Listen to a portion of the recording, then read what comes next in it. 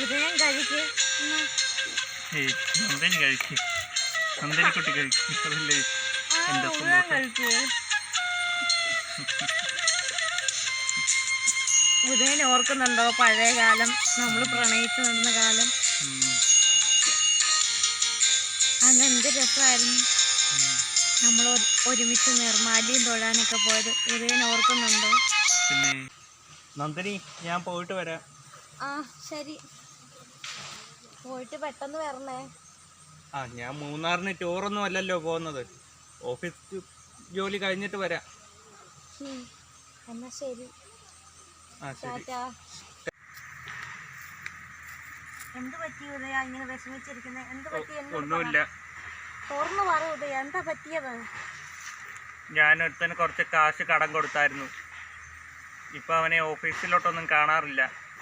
പറ്റിച്ചിട്ട് പോയതാണെന്നാ തോന്നുന്നത്. നമ്മൾ സ്ഥലം വാങ്ങിയതിന്റെ ബാക്കി പൈസ നാളെ അല്ലേ കൊടുക്കേണ്ടത്? അത് സാരമില്ല, ബാങ്കിൽ കുറച്ച് പൈസ ഇട്ടിട്ടുണ്ട്. ഇങ്ങനെ നിഷ്കളങ്കനാകല്ല എൻ്റെ ഉദയ. നമ്മുടെ കൊച്ചിപ്പോൾ LKG ഈ വർഷം LKG അവളെ ചേർത്തില്ലേ? അവൾക്ക് വേണ്ടി വല്ലതും കാര്യത്തിൽ വെക്കണമെന്നുണ്ടോ നിങ്ങൾക്ക്? ഉണ്ടല്ലോ. ഉണ്ടെന്നൊക്കെ പറഞ്ഞാൽ മതി. ഓരോരുത്തരും ഇങ്ങനെ സഹായിക്കാൻ പോയി എൻ്റെ കൊച്ചിനെ എന്ന് നിങ്ങൾ വഴിയാധാരമാക്കരുത്.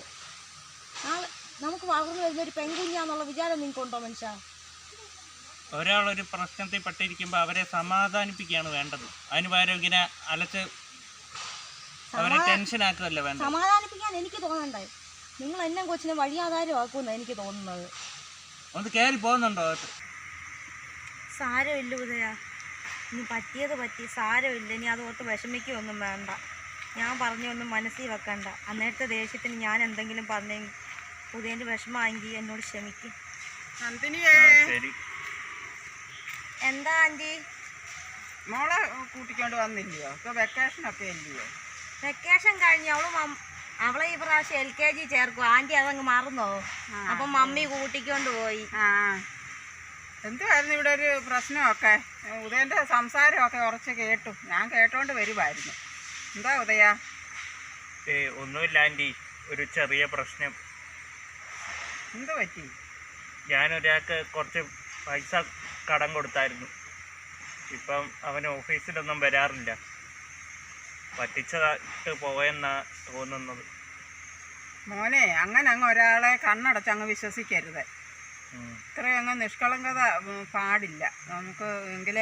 നമുക്ക് ജീവിക്കാനൊക്കെ ബുദ്ധിമുട്ടാണ് ഇങ്ങനെയൊക്കെ ആയ. ഇനി ഞാൻ ശ്രദ്ധിച്ചോളാം ആൻറ്റി.